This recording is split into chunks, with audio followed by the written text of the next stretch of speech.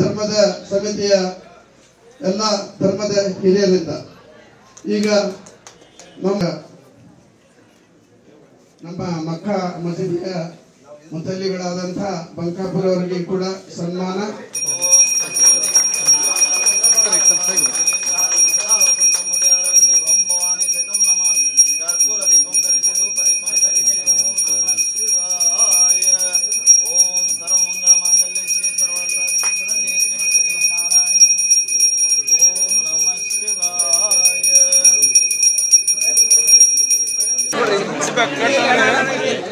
ಮೂರು ವರ್ಷ sir continue ಅಕಾಂತರ ಆಗಿಲ್ಲ.